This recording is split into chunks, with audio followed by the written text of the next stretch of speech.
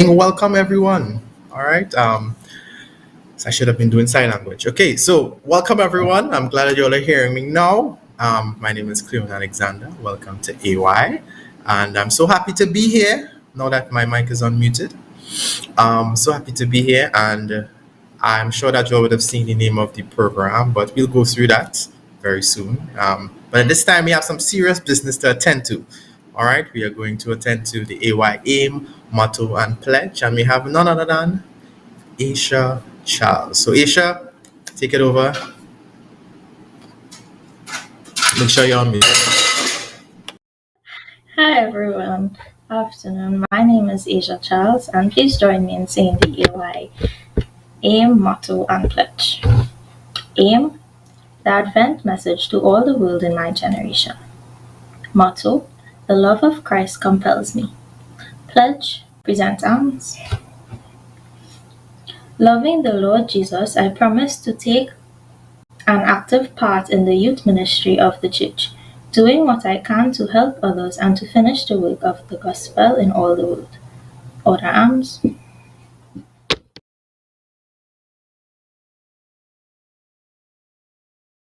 Thank you so much, Aisha. That's one of our young secretaries coming up in the game there. Thank you so much, Aisha. All right, so we just want to pray before we continue. So let's all pray attention everywhere. Lord, we thank you so much for being with us. We ask that you continue to be with the young people of the church as we discuss matters that affect the young people. And we know that young people grow up to be older people. So we know that's your people that is affected, Lord. So we ask you to be with us. We ask you to be with our words and all that is discussed today. Help us to be respectful while we do it as well. We want to ask those that probably not logged on as yet, Lord, that you continue to tear their heartstrings so that they will press that button and either log on YouTube so that they can get a blessing this afternoon. Thank you, and we ask you to be with us once again. In Jesus' name, amen. All right, so I know I said welcome before.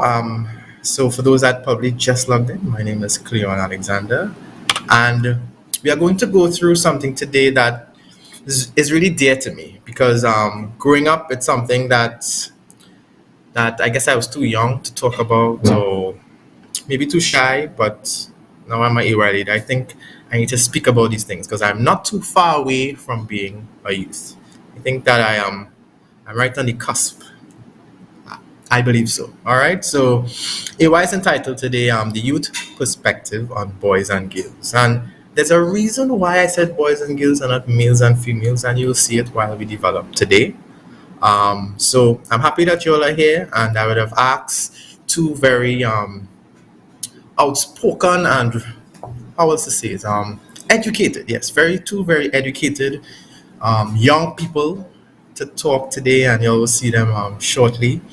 So I wanted to kind of introduce in terms of where the inspiration came for this AY service. Let's turn to Timothy 4:12. You all should have your phones or your Bibles. Give you a little while to find it. First Timothy, 4:12. Not the second one, the first one. Give you a little while to find it.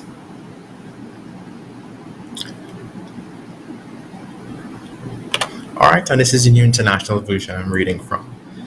Don't let anyone look down on you because you are young, but set an example for the believers in speech, in conduct, in love, in faith, and in purity. I'll read it one more time.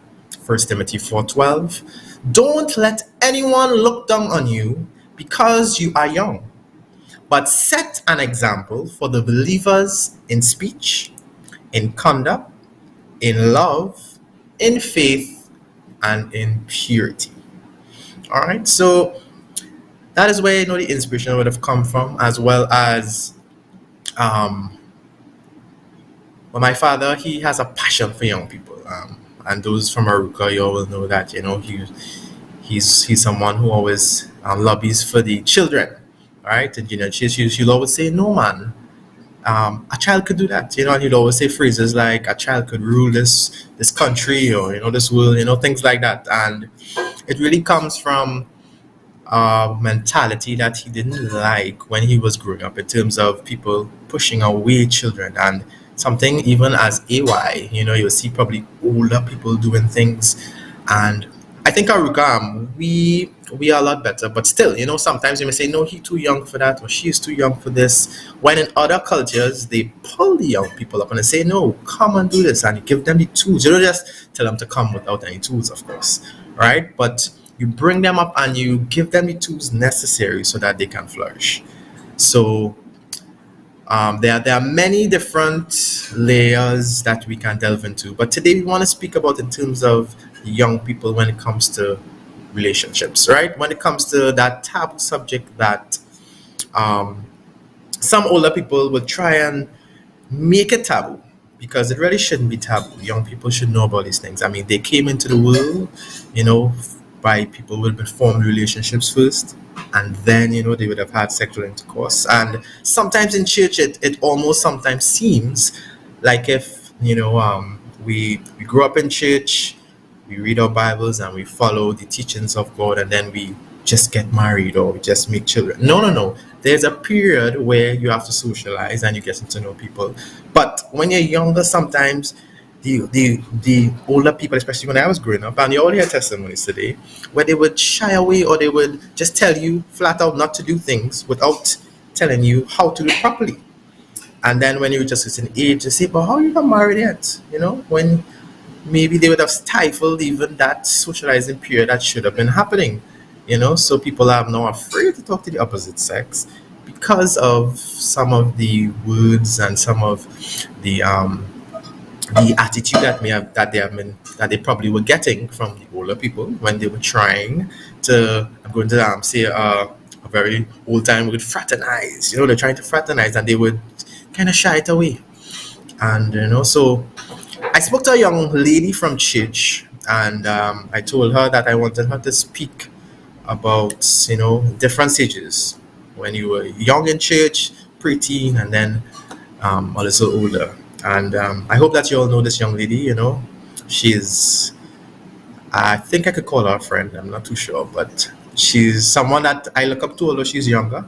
And I will introduce her now, and she's going to give us a little presentation, and then she's going to stick around a little bit in case we have any questions because she's busy. So that's why I had her this early. So I'm going to present to you Aleah Williams. Aleah, you can take over, and then we'll follow up. Okay, good evening, everyone, and happy Sabbath. So, my name is Aleah, for those of you who don't know me, and I was given the responsibility to find out what do women think a man wants in a woman, right? So let me break that down again. As a woman, what do you think a man is looking for when he wants a wife or a girlfriend? So what I did, to make my job a lot easier, but also to get like a wide range of answers, I posted it on my WhatsApp status and I got some responses. So I'm going to use these responses to share with you guys and just to talk on them a bit, right? Because these are real responses. They are responses from Christians, from Adventists, from persons who are like out in the world. So I really wanted to, get a wide range of how people feel about what men look for in a woman, right? And then I would share, my experience in terms of being a young person, what I thought a boy wanted, and then a teen and as an adult now because I'm 25, right? Okay, so one of the responses that something that stood out the most was that men want someone they could be emotionally vulnerable with, right? And something that seems to be plaguing, especially the Caribbean, is something called toxic masculinity, which is where men are shunned for doing a lot of things that women would do. But I'm not talking about like, how to put it? We may see like a woman going to get a pedicure or something, right?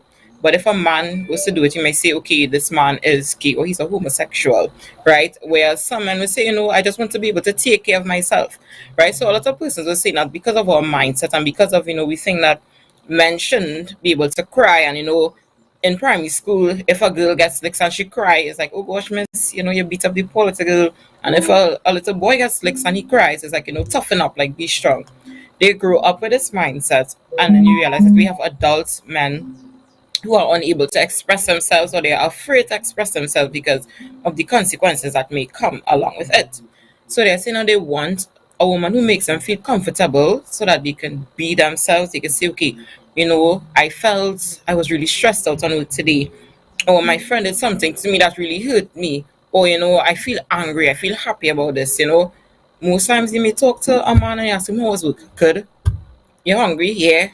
And just like, very basic responses, like matter of fact and to the point. They don't really indulge in very deep conversation. And not a lot of them is based on I don't want to say trauma response because that might be like an exaggerated word, but it's just based on a defensive response rather because of our practice in the Caribbean, our traditions. Another one is that they think that men want a woman who is able to take care of herself, right? And to quote, it says, somebody they don't have to help, but they will want to help, right? Meaning a woman who is independent, she is taking care of her own, right? She knows how to manage herself, she knows to take care of herself as well, and she's not, like asking for money and all of these things. But as a man, they would want to help her because she is not too independent to say if we go out one time, she's pulling out her purse at the table, or if they go somewhere, like she's rushing in front of him to open the door, like still allowing him to open the door for her and do these things. So they want that balance between independence, but not necessarily dependence, but between independence and still allowing the man to, like do certain things. So let's just say they drive in a car and they get a flat tire. They don't want that the woman runs out the car while the man is still in the vehicle and she say, all right, don't worry yourself, I'm going to change it. But a woman who would allow the man to come out the vehicle and change the tire, but in the event that he is not in the car, she knows what to do. Right? So that is what they want.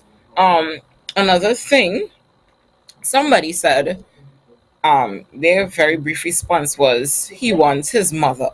And initially I laughed at it. Like I had a whole laugh at this.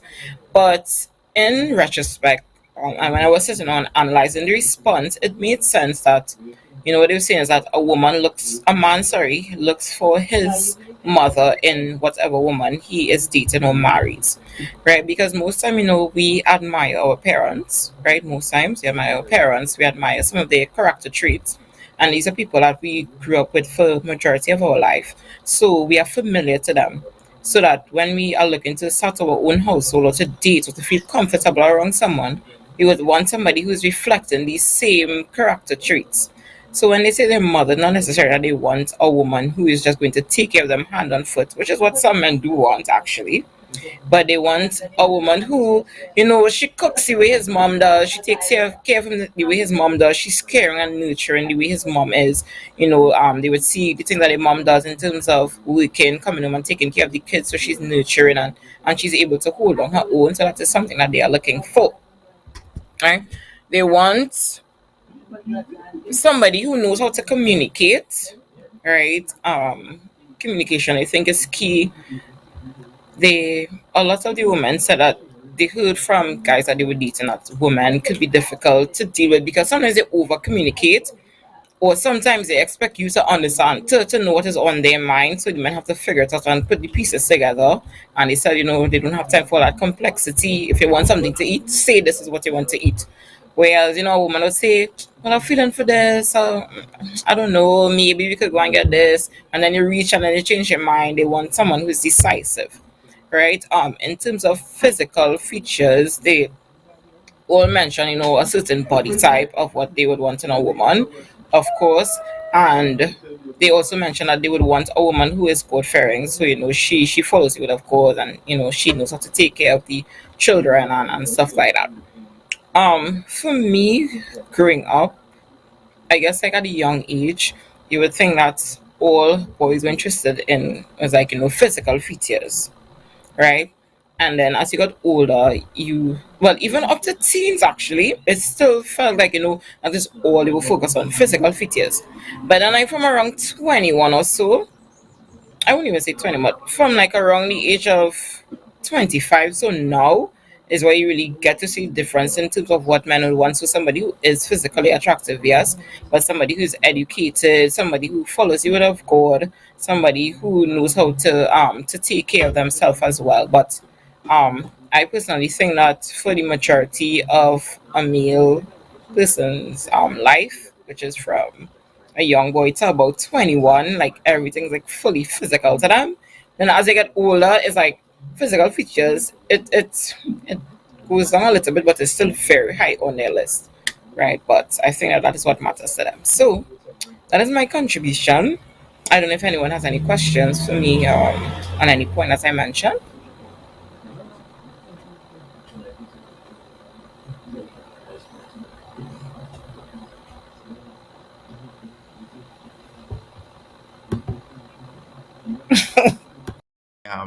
My camera's off. I want to thank you so much. I know that you would have done extensive research. I want to ask just one question before you go, Leah. In terms of right now, right?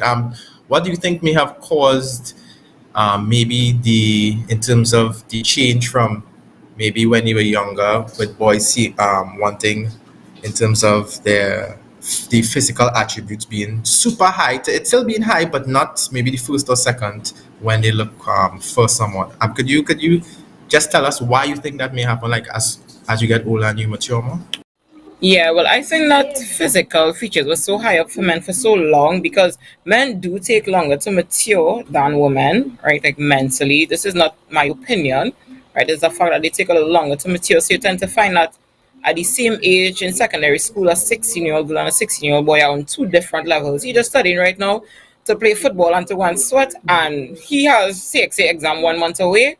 Whereas the girl, she is basically, in a frenzy. She needs to go to lesson, she needs to hand up her SB, and we see the difference in attitudes toward things of importance, or rather what we consider important, right? So from a very young age as well, women are trained to begin looking for a spouse that settling down and stuff. So we are very mature minded where that is concerned in terms of yes, physical features, but you want to ensure the person is studying, they get a degree and all these things. Men, on the other hand, is like, as I said, they take longer to mature, and they are not. I don't think that we raise men to start looking for wives. We raise them to start protecting and stuff, right? Whereas women are raised looking for husbands, basically to be good wives for their husbands. So I think, like, for maturity of their life, it's like physical features and what's attracting them, like these temporary fleeting things. But as they reach a certain point, which is I think around like 25, as I said, is that to realize that these things are temporary, but at the end of the day, like when they get older, like all of these physical features, they're gonna get old, the gravity is going to attack, stuff like that. So I think, yeah, just in terms of the biological maturity age, yeah. All right, wonderful. And last question before you go. I know you have to go, right? Last question. Um, what do you think? And you could probably just put this in very, very short because I know you have to go. What do you think we can do differently as a church when it comes to young people and maybe even so the males, but males and females, right? The boys and girls, in terms of how we how we react to them or how we deal with them when we see them interacting as young people. Because I'll tell you, in my time, it was like, hey, none of that. So how do you think we can help in terms of let them see that it is something natural to be attracted to the opposite sex, but still knowing boundaries and. So very very short, if you could answer that for me. Very interesting question. Can you repeat what you just said? I was. Sure, no problem. Just in terms of how the church, like especially older people, how we could, help encourage instead of buying away when young people are interacting or they seem like they are beginning to like the opposite sex or. So I'll just give a quick example. In my time, from the time you sit down next to a girl too many Sabbaths in a row, hey, that is boyfriend, girlfriend, hey, you sit down here and you sit down here. So that kind of attacking me, like if it's something negative to be attracted to the opposite sex, how could we change the dialogue from that to maybe more supportive and because it's something natural. True. Right. It has its pro and its cons. Like at one point it was just as a light heckling, but then sometimes it might make you feel very conscious, especially as a young lady, because I'm in the Caribbean, that if they see you, talking to too many men or too many boys, that this person is promiscuous, right? I kind of personally experienced that to an extent. Just being made to feel conscious about having like a lot of male friends, because when I was growing up in Chile, was a lot of boys. It was Roger and Lee, Stafford, Ife, Everall, this one, that one. So a lot of my friends are males, right? But the thing is, like, I've always felt very comfortable around them. So even though like we are very close, it's not to say that there's any kind of inappropriate relationships happening there. And from the time we as straight people start to create that thing, well, okay, you're close to this person, it means you like the person, then it could kind of taint the innocence of the relationship that we have. I think that sometimes we should instead of saying hey, I see you sitting down next to this one plenty, what going on there? Say hey, I see you sitting down next to Roger plenty because well, you know Roger is my real good friend. That's your real good friend or what? And you can ask questions that way, and then you will get to see okay maybe based on the person's response, you realize all right, like she like him a little bit or something. But the first assumption doesn't always have to be a relationship assumption in terms of romantic. Sometimes it's really just friendships.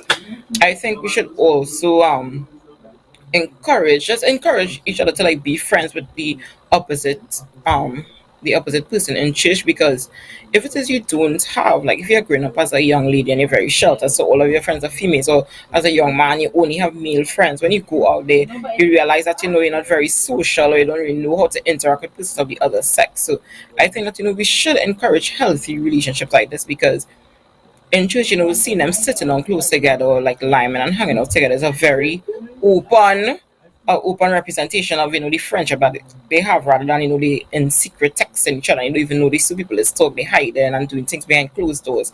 But in church, I be very open about it. Being social, we hanging out together. After church, we go Eddie hat together. I think that those are positive things, and we should put a positive spin on it.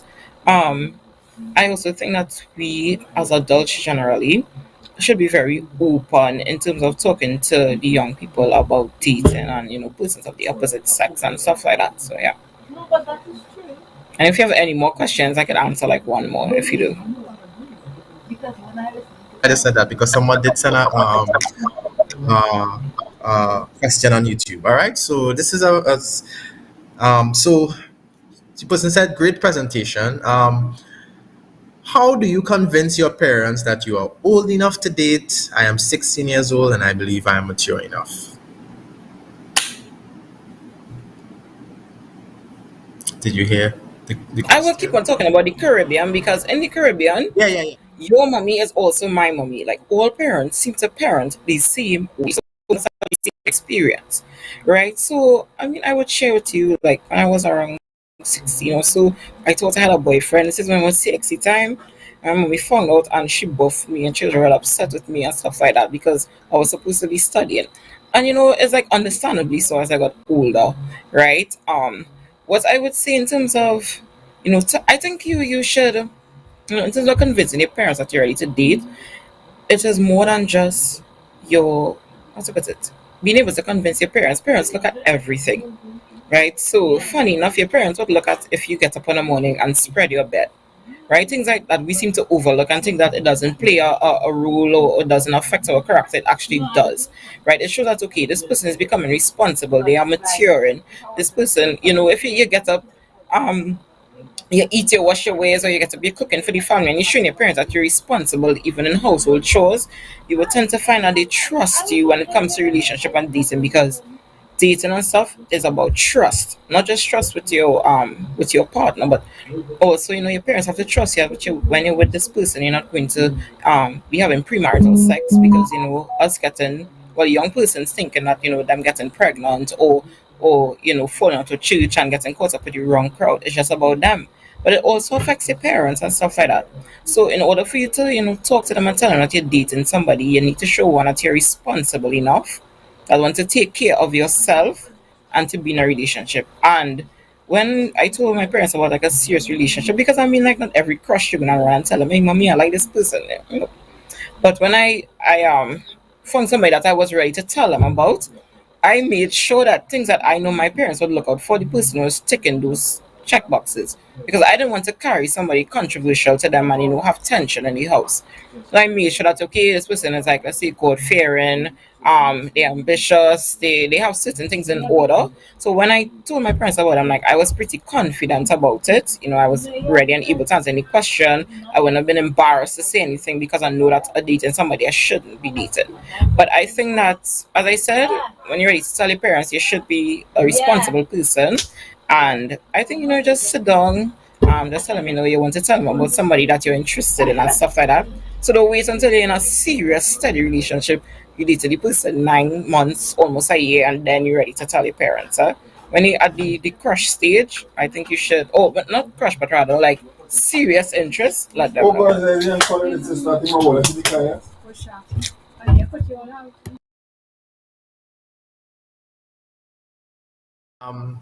I would thank you.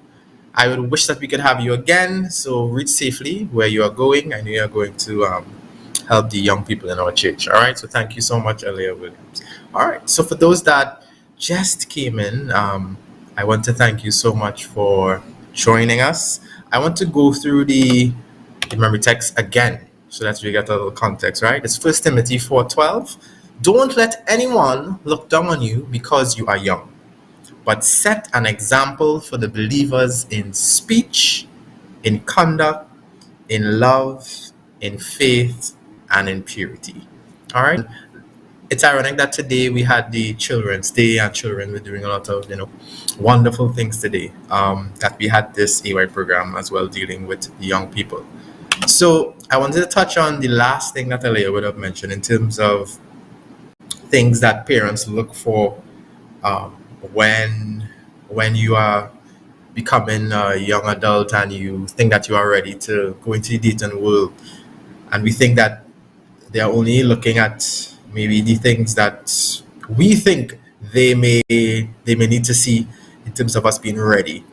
But exactly what Aleah mentioned in terms of us keeping good hygiene, like taking care of ourselves, being able to handle even like when you carry dishes, you wash it, or just being a stable person. Those are things that they look for, um, that they look for in young people, and then they make certain statements. So I also wanted to push the fluid or the constant communication that parents need to have, because a lot of times they may be seeing things that we are not doing, but they're not mentioning it. And I think that has a lot to do with our parents, especially in the Caribbean here, thinking that anything to do with the opposite sex will lead directly to premarital sex. It will just automatically lead to that. It used to feel like that when you were younger.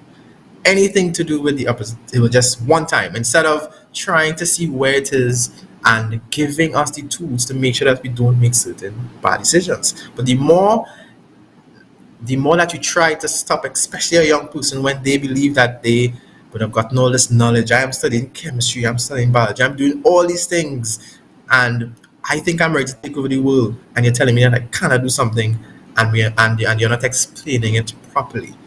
And I think that had a lot to do with the fallout, especially when you reach teenage years with young children and their parents, in terms of that divide where they see themselves as they don't understand me. And so I must commend parents that do communicate with their children, and we want to help the parents that are not really want to help you out, because once we have that good support, then we will see the children in themselves being more confident and handling situations. And there are many times that we look at a 14-year-old maybe from Trinidad or the Caribbean, and even how they speak in public, and then we may look at a 14-year-old maybe in America or some other country, and we say, wow, that 14-year-old like a big woman, and it's because of what we expose them to. So simple things as reading or different books or different programs, you say, no, no, no, no, no, not for my 12-year-old. And we try to stop them when really the children are ready for this. And we need to communicate these things with them. All right. So thank you so much, Aleah. I was very happy that you were able to be with us today. I'm going to have another presenter soon. But before we have that presenter, I would like I have special music at this time from one of my very, very good friends, Faith Walk. So let's have that now. Is it ready?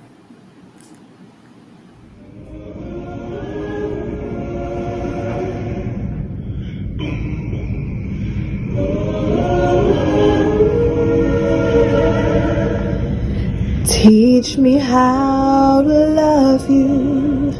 Show me how to trust you. More than with my words or with a song. No, it's not been easy to live a life down on my knees, but with faith I know I'll carry on. There is more see than with my eyes. But fear sometimes can leave me paralyzed. I realize that I'm not in control, yet it is well with my soul. The enemy's against me, arrows all around me. Never knew the fight would last so long. In seasons of depression, I plead for your protection, Lord. Make me right, I'm tired of being wrong. Every time there's hope, it seems to die, and the voices all around me feed their lie. Everything I see tells me to let go, yet it is well with my soul. It is well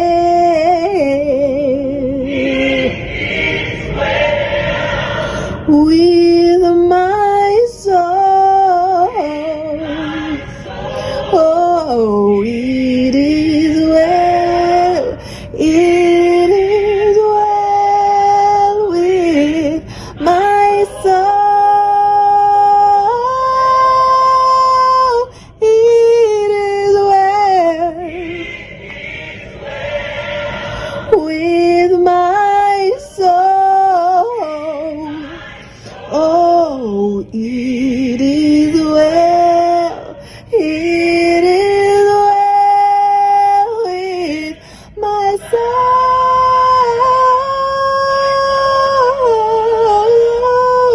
It is well. It is well with my soul. With my soul.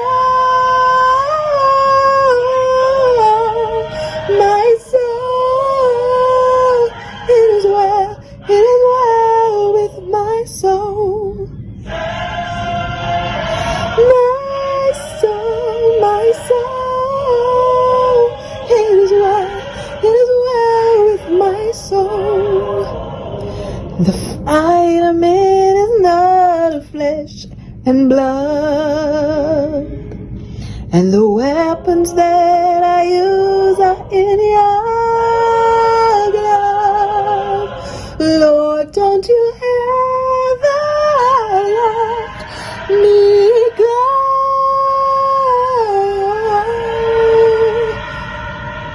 You make it well with my soul.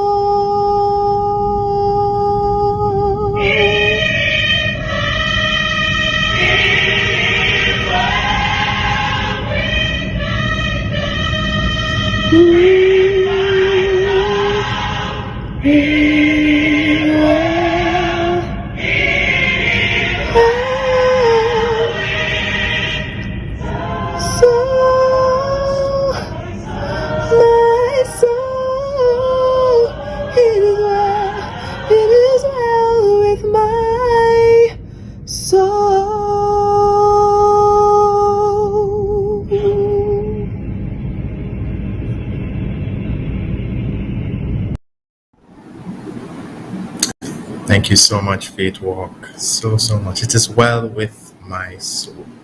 All right. And now we'll be moving on to our second presenter today. So we had a young lady. Now we're going to have a young man who was once a boy growing up in Aruka Church. And we are so happy to have him today. For those that just joined, welcome. Those on YouTube, thank you so much for taking the time out of your busy day to join us. So at this time, we'll have Stafford Frieza Take it over, Stafford. I'll be back with you shortly. All right, good afternoon, everyone. I trust that you all had a wonderful Sabbath. I trust that you would have viewed our wonderful children's program this morning. So I have been tasked to discuss from the male perspective what us males think women want in men. And to begin, I want to put forth a bit of a situation that fellas would have expressed to me, guys who grew up in church, some of my associates, even guys from other denominations. And it can be almost described in Matthew chapter 7, verses 16. Now, you know that whole part of Matthew from 15 actually speaks about true and false prophets, but we can, almost assimilate the essence of that message into the situation that young men would find. So it says, by their fruit you will recognize them. Do people pick grapes from thorn bushes or figs from thistles? Likewise, every good tree bears good fruit, but a bad tree bears bad fruit. A good tree cannot bear bad fruit, and a bad tree cannot bear good fruit. Every tree that does not bear good fruit is cut down and thrown into the fire. Thus, by their fruit, we recognize them. So for the situation for young men in church, we are presented with two messages. Now, being born male within Christianity, you are immediately placed on the defensive. You are immediately told, okay, these are the things that you need to have in order to qualify to seek the interests of any potential young lady that you may want to seek a relationship with. And you are given a viewpoint of women, church women. You are given a viewpoint that they are looking for a spiritual man. You are looking for a man who is faith in his Lord, looking for a man who is attending every Sunday night and Wednesday night service. They're in time for Sabbath school, making more points than Brother Bill in lesson study. These are the things we are presented with.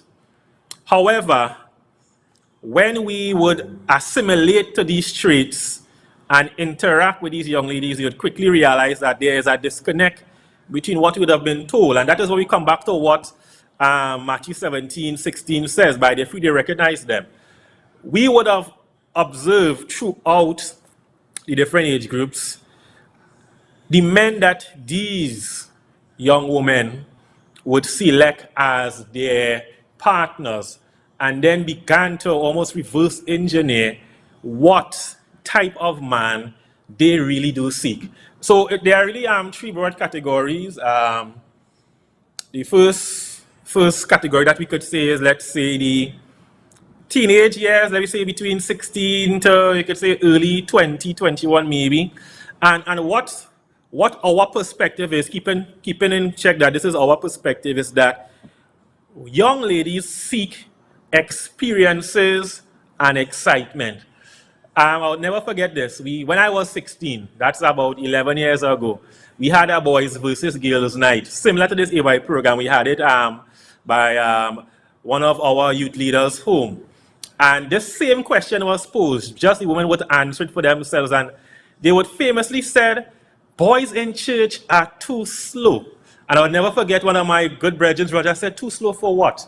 And what we would have came to realize is sometimes the excitement that we may have to offer from, I always say our excitement growing up in church was playing music after church, playing Mario Kart, going Pathfinder meeting, going camp, going hiking, probably giving trouble in lesson study. That excitement, it did not seem to be satisfactory, and those experiences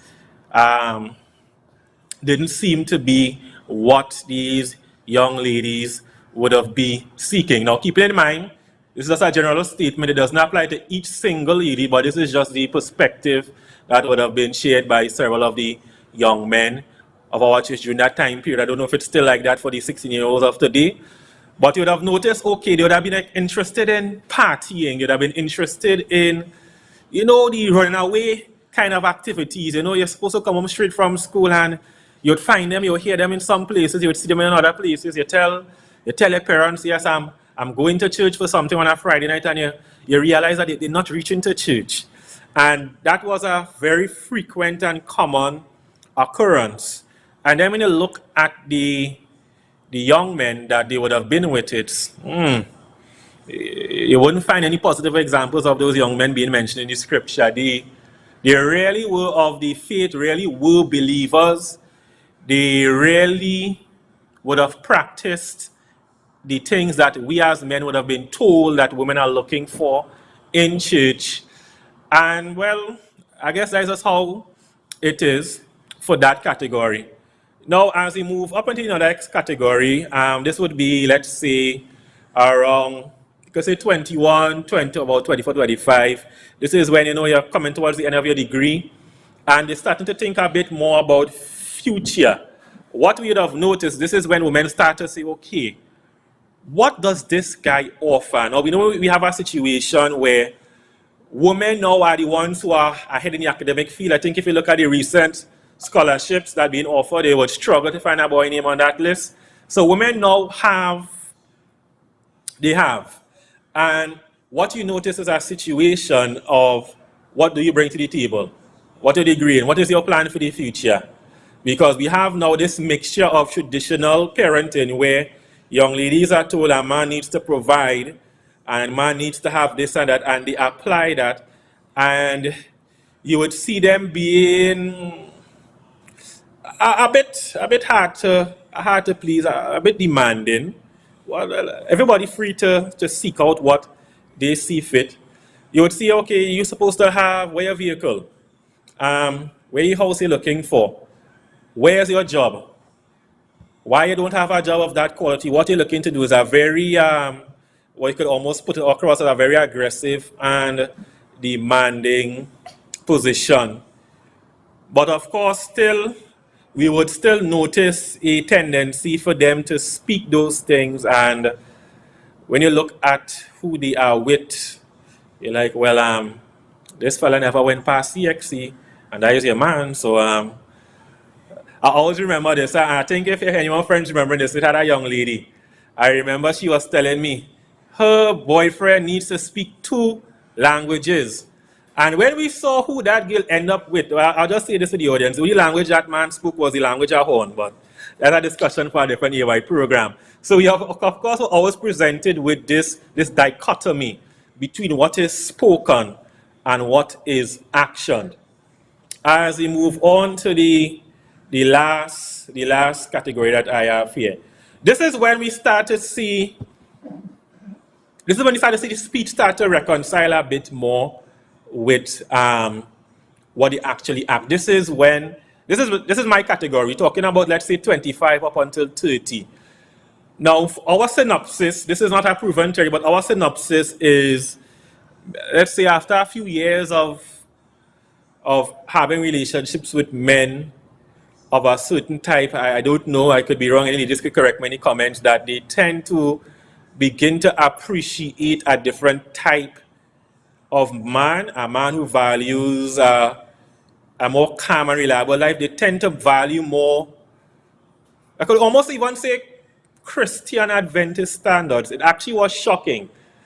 Just a switch. You went from being at the wayside to just being like, wow, like, yeah, everybody wants you now, boy. All of a sudden, yeah, man, this man in church every Sabbath, that is man for me. This man in AY, this man involved with youth, the children, everything. It seems like if there's almost a complete fit now. I must say it feels nice to be at this position now, after all your life I'm being in drugs, finding the limelight now.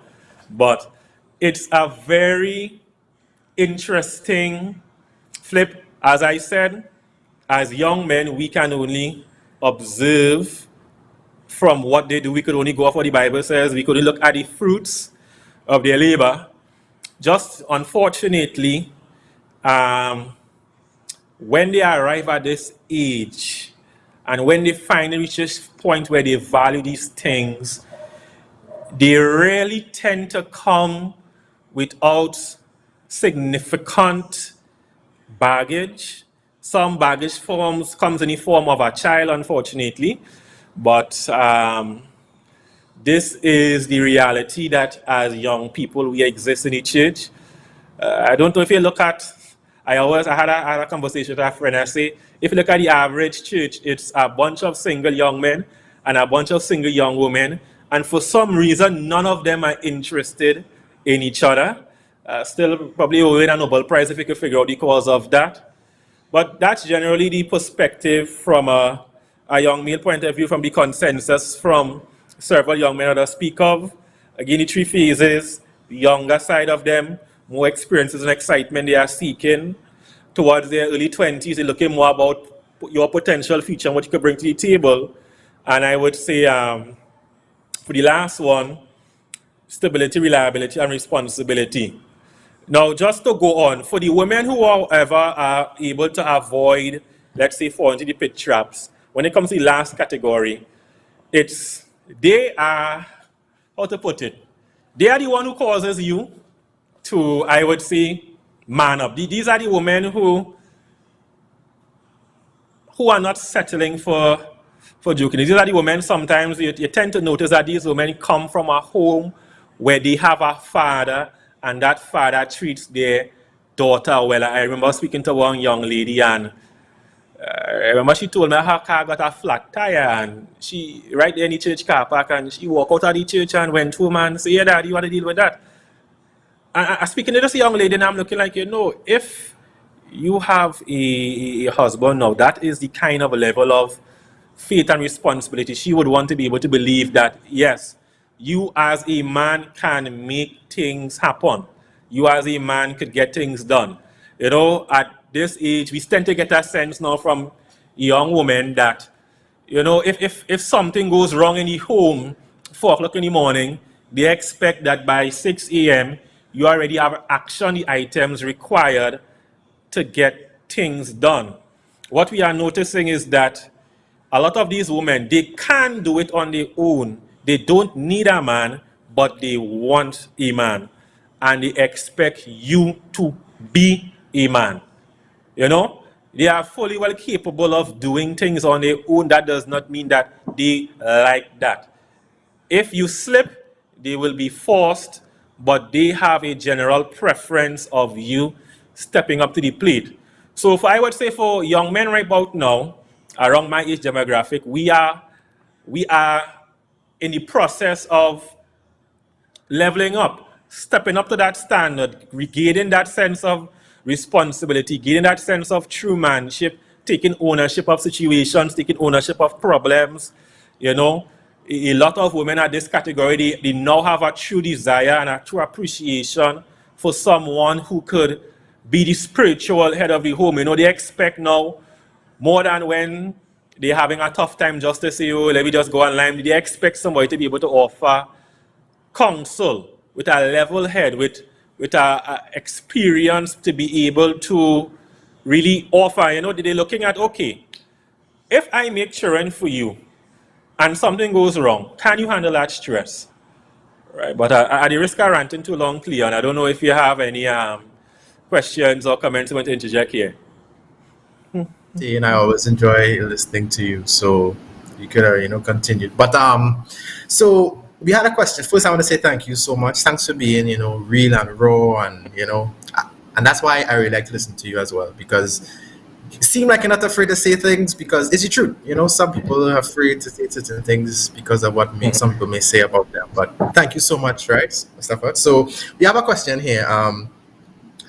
So this is a female, right? And they're asking this question. Yeah. So I'll explain it after, right? So why do young men of the church who grew up with you don't ever see you as a potential love interest, but only as a friend, and would go looking for a partner in other churches? All right. So basically, just so you can explain, maybe in terms of maybe females in church, like in a church that you may have grew up in, they tend to see you as more of a friend, and if you could probably expatiate on. You understand the question? Well, there are so many different. Yeah, I understand that question. Is a very. I can imagine. I can remember myself coming from Pathfinder Fair, and whoever young lady I was speaking to in Fair, going by that church in a hurry. Firstly, something new is always exciting, right? Something that someone. Let me just say something. We're speaking about people here. Someone new is always exciting. You never saw this person before. You never interacted with them. You don't know their bad sides. Remember, key point here. You don't know anything negative about them. You only have that rose-tinted glasses. Oh my word, this person is so amazing, so exciting. But there's also the more negative side of knowing someone, a lot of men would say, I could never date a girl from my church because I know what she has done in her life already. And I'm not saying that this is this person, but this is one angle that a lot of men come from. Like, yeah, sis, I know what you was doing when you was 15 in CUC or in St. Augustine or wherever. We know those stories, and we're not on that. I know. I could speak for a lot of men when we say we know you. We know you, sis, and no, that not working out tonight, right? But there could also just be that But could you move past that though? Perspective, huh? No, you can move past How that, could but I'm you- also speaking from the perspective of a man who has some certain level of decency. Now, of course, Okay. not all men will be operating from a perspective of purity. Some men just looking to eat, all right? Yes. And as I say, Understood. you don't eat where you just live, because when you blow back up one, when you come and but John watching your Sabbath morning, like how disappointed. So that is also another perspective. Also, men do take a little while. I was speaking from the female perspective, but men also take a while to really appreciate what makes a woman. And Aleah was Yeah. right. When you start all the studying, oh, good boy, that girl sweet too bad. Like a scoop of Häagen-Dazs, man. Hey, you love to look. It takes a while for men to realize, wait, can this woman really support me? Can this woman really, be my ride and die? I pick up come home after a long day at work and Have a full just conversation. talk with somebody who's there for me. Sometimes there's this perception that all men think about is sexual relationships. Let me tell you something. Men sometimes just want somebody to listen to them, somebody just to be there. And unfortunately, we take a little long to realize that. I always say there's a difference for men between gal and wife. Also, last point. If a man is serious about a woman, he would respect her a lot and leave her alone. A man would play with someone. Big point. Play with someone Big because they know I'm not marrying a woman. But you see, that girl in Sabbath school, that is a wife. She is a wife. I want her as a wife, or that could be my brethren wife. Leave her alone. She is someone of high quality. I don't want to come and bring her into her life as sin. I don't want to go and curse my salvation. So it could also be to that young lady. You are so highly favored by the young men of that church that they leaving you alone until they get sense. I don't know if you're familiar with the concept of a pack away. Oh my goodness. A reputation. No, these are real things that you would hear men saying. Well, But you run the risk of losing out. Well, yeah, because again, it's a human being, and I'm telling you, if a young lady is of value, well, all young ladies are of value, but if a young lady is of a perceived level of desirability by young men, trust me, there'll be no problem. So just wait until you turn 24, 25, and you see when the Lord finish working on you. Trust me, you go have to get agents to keep them DMs and them. See. Any other question? All right, so I have one more question, right? But just before you go, I just want to give a little in terms of the last point you would have made about staying away because you know you're not ready. This is a personal experience, many of you would have known that I'm married now, right? But for those that know the relationship, people would say, Cleon, you're sticking. What was going on? You had this girl waiting, and it had somewhat to do with what you stated just now about not wanting to interfere with something that you know is wife material or is something that you may disrupt, and you're not ready for it. So I knew in my heart that my wife now was special, right? She was special, but at the point in time I was not ready. I know I was not ready, and I know if I acted too soon that it may have spoiled the entire thing. So as I said before, yes, you do run the risk of losing out, but at the same time you have to have so much respect to know that I'm only going to act on this if I am ready, or when I am ready. And at the same time, knowing what ready is could change, but each, like me as a male, when you are ready. If I was to put it in quotes, in terms of wanting to, all right, I'm settling down, and I am want to look this one way. So that was a very big point that you brought out at the end, in terms of because some females will say, well, no one is showing us particular interest, but it really could be that we don't want to touch this just until we are at a place where that we are ready to handle it, then spiritually as When well. a man ready, you know what I ask him? When a man ready, he will move. Yeah. Things will just start to happen. Yeah, and there's no second thoughts, especially when a man is ready. There should be no doubt in a female's mind. All right. So just Yeah. a little to go on to the last point. To the last question. Sorry. In terms of, I know you said, in terms of like going to different churches, new is exciting, but somebody would have just asked, how could you stay excited in the church? Like how could you say, how could you stay excited to the opposite sex in people in your particular church? Is there guys anything that they could do, How or how can you, from what point of view, from a male perspective or both in the gender? same church? You could do from Yeah. a male. From a male, how you can stay excited? Um, I'm of the view that we need to socialize, right? We need to interact with each other, because what I have noticed, and even from experience about some of my friends and them, if you don't try to get to know somebody, if you don't talk to somebody, if you don't try to hang out with somebody, you would never be able to know what they have to offer. I'm going to tell you a personal experience. There was a young lady from my church who, last time I was speaking with this young lady, it was legit in 2011. Never really made the effort. And I gone all over the place. I in South, I in Central, I North, South, I in Tobago, all over the place I meeting people. And I never really made the effort to hang out. And as Aleah would say, invite someone new. Hey, we're going to Eddie Hart after. Oh, we're going 5 Islands the weekend. Just take a risk, invite somebody out, make a special effort to get to know them, because they may be very much surprised that this person may be a lifelong friend. And let's not always forget the value of lifelong friends of the opposite gender. That people like Monique, people like Nikisha, people that you grew up with. We all still line. We just argue, we just fall out, all of us still good. And all of that happened because somebody just walk up and say hi. King Cool, let me do something, encourage your brethren, tell your brethren, hey, this year is, we're trying to be friendly here.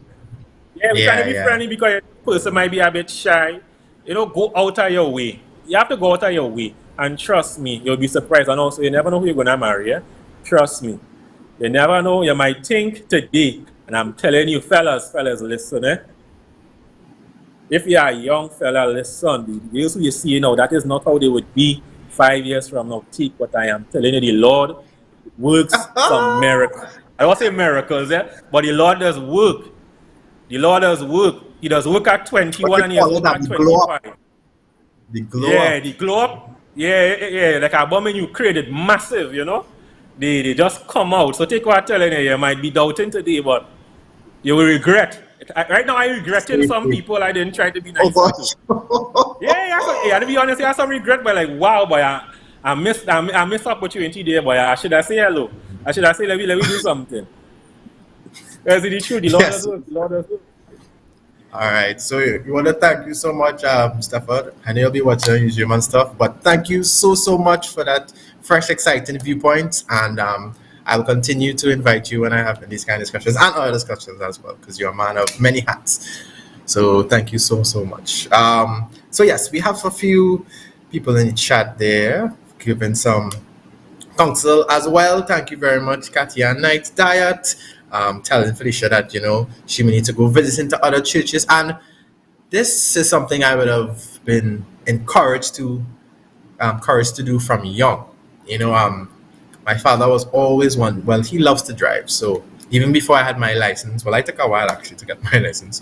But even before I had my license, he would encourage us to just go and visit. I remember traveling to far churches, or he would drive us and he would say, yeah, tomorrow time to pick you all up once you have nothing to do in junior church. And because, as Stefan would have stated, it's all about meeting new people. And sometimes you need to go out.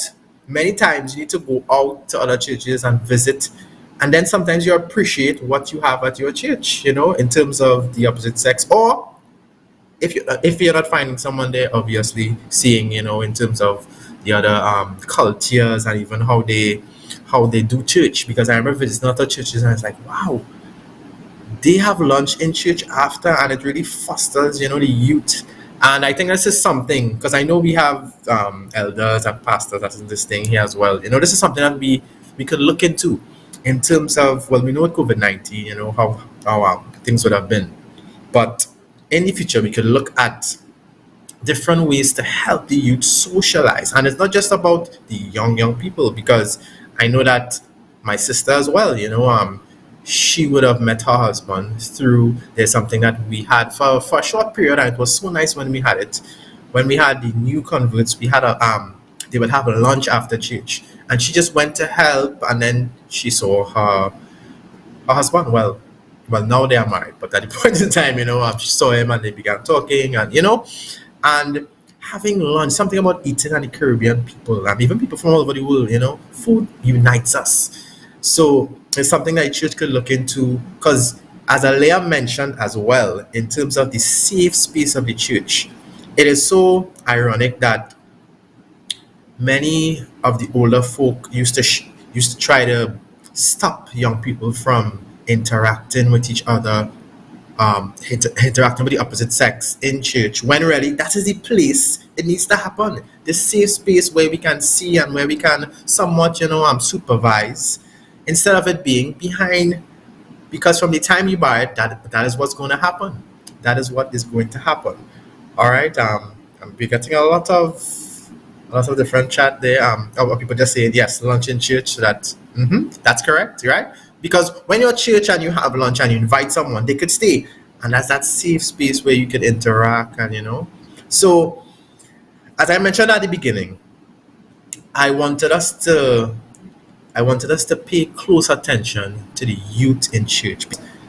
You would speak to people my age, those a little younger, and those older as well, that only, unfortunately, sometimes only a few of us stay in church. And when you ask your friends, because you're good friends with them still, when you ask your friends, why you would have left, or sometimes it's about support, that you can see, well, maybe only one parent or no parents at all would have been there, so they really didn't have the support. They were just there for friends, and when you not as close as you are, you may have left. But a lot of it really have to do with not having the safe space to be yourself or to express yourself. So many times you would have been told that this is not for you, and you were not given a space to shine. And I think that as a church, we need to look at that, because it's a recurring thing that continues to happen, that you will find out of a group. So you'll watch an old picture in church, you will see 18 kids together around maybe that 14 to 16 age group. And then when we turn 20, only about 3 in the picture is in church and contributing. And it's a little sad, because we have so many bright minds and so many things that we can give back to the church. And we have to look at what are these things that are causing young people to not keep the interest, because to me it's all about interest, and the Holy Spirit will do his work, but we as a church, we have to continue to have that safe space where we can foster that whole social aspect. So that's why I wanted young people to speak about how it was growing up in church, in terms of being a boy and being a girl, and how maybe the older people would have viewed it. And I want to continue to repeat this text, Timothy 4:12. And I want young people as well, that we have a responsibility. So it can't just be, well, the older people not giving us any space, but we have a responsibility to do because 1 Timothy 4:12 says, don't let anyone look down on you because you are young. But this is the important part here. But set an example for the believers in speech, in conduct, in love, in faith, and in purity. So we have a part to play. That when we do these things, they can't look down on us. You say like, but why are you not inviting this particular person to talk about this topic when they are so knowledgeable about it? Young people, we do so many things, and when I see the kind of posts that people are posting, these intelligent ideas, and then when you see how much you have people, because some people look at these apps, right? Now, I want to mention something here. There's an app called TikTok. If you think making a TikTok video is easy, you are wrong. Well, a good TikTok video. Something as simple as that. You know how much that particular you could do in the AV team in church, being part of IT in church, cutting this and editing that and making sure the lighting is right. Sometimes you look at these things like, look at these children wasting their time. But these are these gifts that these children would have gathered because some of them would have been born into technology. Because I would have got it later in life, right? But some of them were born, from the time they were born, they know what a cell phone was. And these are the youths that we need in church. So, yes, there is going to be a part 2 where we will, most likely it will be in church, all right? Because we know that the virtual would have started with COVID, but we really want that togetherness, right? So hopefully part 2 will be in church where we could speak to some, professionals, and it'll give us some viewpoints, even some practical ways of how the older people could, retain the youth and then foster that socializing aspect. Because something as simple as, I would have joined singles ministries, and we had to revamp the entire name because it was something in terms of being single and the mindset behind it, and all of that had to do with how we were socialized in church. Because as I stated when I started, even maybe for those who came in a little late, it seemed as though we were just supposed to come to church, read our Bibles, and then when we get a little older, we marry. But there's that whole period there where we are supposed to be socializing. But from the time you get close to a female, especially in church, there are a lot of times that you will look down upon, when we should have been given the tools to deal with those situations properly, so that when we reach a certain age, you won't have to ask, but where your wife, or how we ask certain things. It's like, well, how you wanted me to even get to know a female every time, and then many times they go doing it the wrong way outside because they know that if they are doing it in church or they will be looked at a certain way. All right, so it was something very close to my heart that I felt that I needed to speak about, and I'm so glad that Aleah and Stafford was able to give me a good. I should have asked them. Oh yes, I believe that they said their ages, right? 25. So that's a good in terms of when they were growing up, and I am now 31. So that whole 5-year gap, I'm seeing, 6-year gap, I'm seeing that things didn't really change as much in terms of how we would have viewed the opposite sex growing up, and then in terms of the influences of the older ones as well. So I'm sorry if you came in later, you'd have missed certain things, but I would advise you to please go back and yes. So let me just touch on the post in the chat. So I am seeing, let me scroll back up here. Thank you so much for viewing and for typing in the chat as well. I do apologize. So the church must have social gatherings for young people and invite members from other churches. Correct. And we had, you see, those are things that we would have been part of growing up, but then it would have somewhat stopped. And even when the attendance was bad, it would have been because of the planning, wasn't, because as children grew, as they develop, there are certain things that they would have interest in.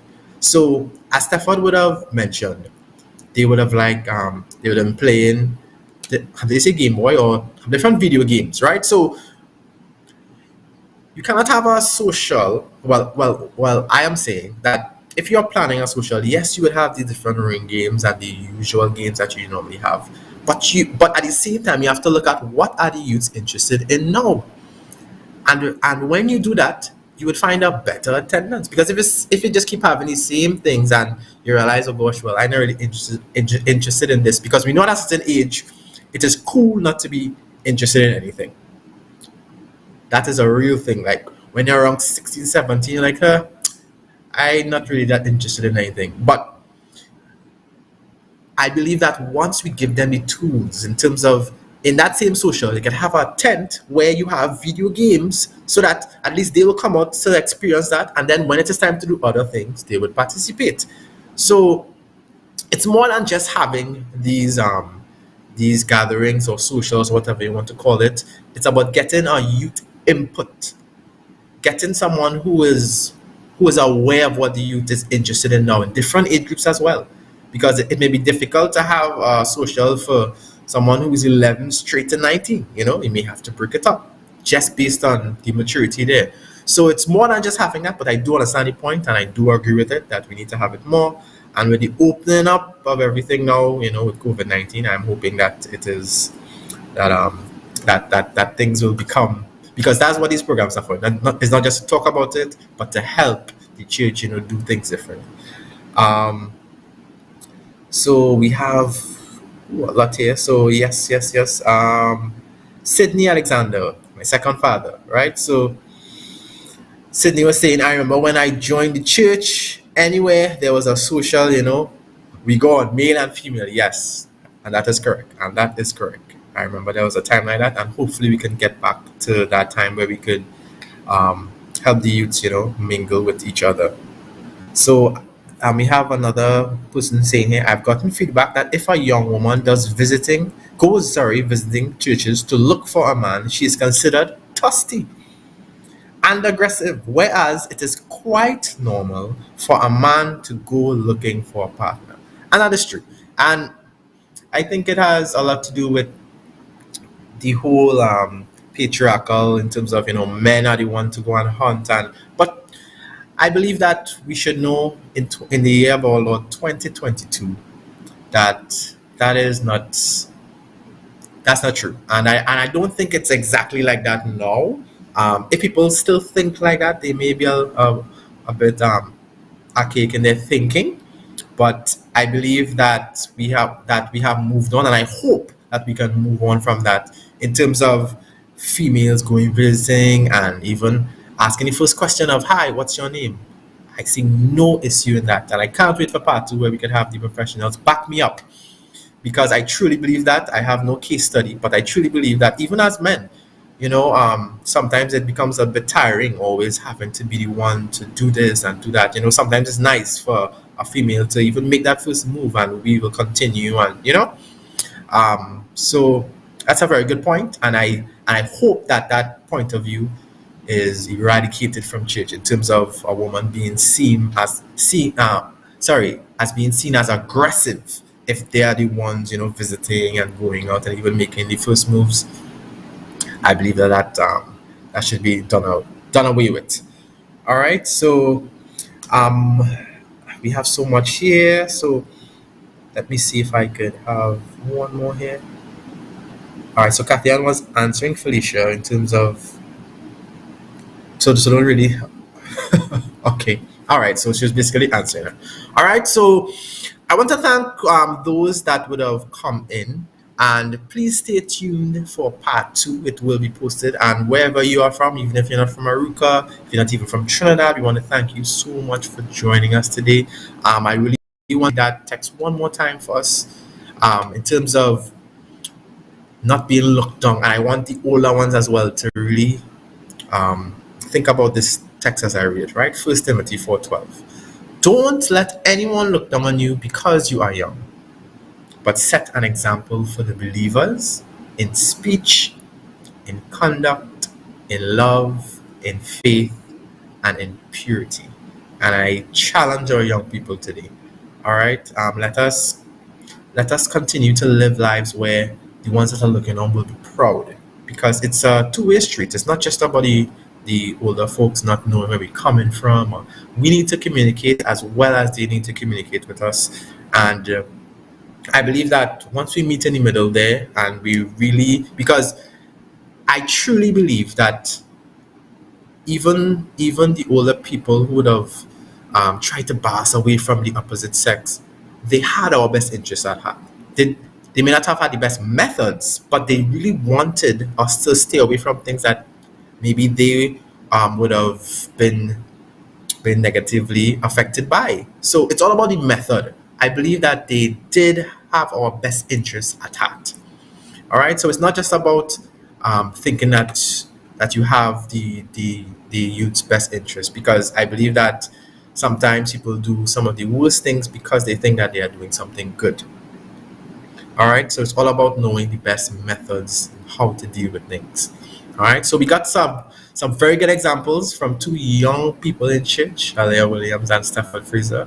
And if you missed it, I will ask you if you can go back and probably just check it out, as well as I will just recap a few of the things that Aleah would have mentioned, right? So she would have just mentioned, just before we go, all right? So she would have mentioned that that males look for someone that they can connect emotionally with. So it's not just about in terms of someone that they think is pretty, but it's someone who they can have a conversation with. So they want proper communication. They want someone who is God-fearing, and they want someone who will listen to them and not just think about themselves alone. All right. So when Stafford was speaking as well, he was saying that there was somewhat of a disconnect when it comes to the young females when at a younger age, more so, when they say what kind of man that they want, and then when you watch to the kind of man that they were attracted to, or the kind of man that they would have ended up with. There was a big disconnect that he saw there. But the older that they got and the more mature, sometimes they would now recognize, or they will come to the realization that it has more to do with, in terms of, could you build a life with someone more than just maybe what they have at the point in time. All right. And he was also stating that sometimes when they realize this, because this was his perspective, sometimes when they realize this, they would come with different baggages. And I know that people usually say that for females, but it happens the other way around as well in terms of men. It may not be in terms of a child, but men, after a while, they come with these baggages. And that is where, as a church, we have to try to help the youth so that when they're doing this fraternization stage, they are keeping in principle and they are doing it with the right tools so that they can be successful. So in terms of having baggages, it will be limited because we are doing it, as Stephen would have said, friends, and you are building friendships first, because that is so important when it comes to choosing a life partner. Because there are times that you may not love them at that particular point, but you would like them because you like them as your friend. All right, so I want to thank you so much. We know that we have many people that would have been here today from all over. Auntie Val, is that you? Thank you so much for being here. And we ask you to continue to pray for the youth. Please, we ask you to continue to pray for the youth. All right, just because they may be out of the church now, it doesn't mean that is where they have to end up. All right, so we ask you to continue to pray with them. As a former AY leader, I know a lot of church members would have been calling me to ask for different youth numbers. You all can do that. The AY leaders, Kira and Isaac, reach out, and it is something very touching when someone could just tell you, hey, I'm praying for you, and not try to find out your business, hey, what you're doing now, but just say that, and sometimes people may open, right? So please continue to pray for youth, all right? And continue to pray for, in terms of the youth finding love as well, because this program was more so geared in terms of, the relationship aspect, but we'll have other aspects, further on. So thank you so much, and we hope to see you next week. We'll have AY again. And thank you again for the people behind the scenes. So happy Sabbath, everyone. I think the sun is about to set. Thank you so much for being with us. Bye, everyone. Oh, before we go, before we go, let's say a prayer. Lord, thank you so much for being with us today. We ask you to continue to be with the youth Avaruca Church and all the other churches in Trinidad, and even those that may not be Adventists at this time, because we know of many stories where people would have heard a message or just went to a program and said, you know what, these people have something cool, and they may realize that we have the truth, Lord. So be with anyone today who's listening and may not be Adventist and want to find out more. Help them to reach out, and we hope that they can see the clarity in terms of serving you as their Lord and Savior and joining the Salvation Army, because we cannot wait for you to come back again. Continue with the parents who may not know how to deal maybe with their children. Help them to look and to seek help, even from other church members or professional help in terms of how to interact and communicate with the young people in church, because we need them to continue to stay in church so that we can mold their minds and mold the minds of the ones that are coming up. Because it's very important when we have young people speaking to young people about you, Lord. So continue to be with us, continue to be with the forces that are running the church, the pastor and all the elders and all the outside noise that may be coming in. Help them to keep focused and to continue to look at ways to retain the youth in the church. Be with us. Help us to enjoy the rest of our week until another Sabbath. In Jesus' name, amen. Thank you very much, everyone. Bye.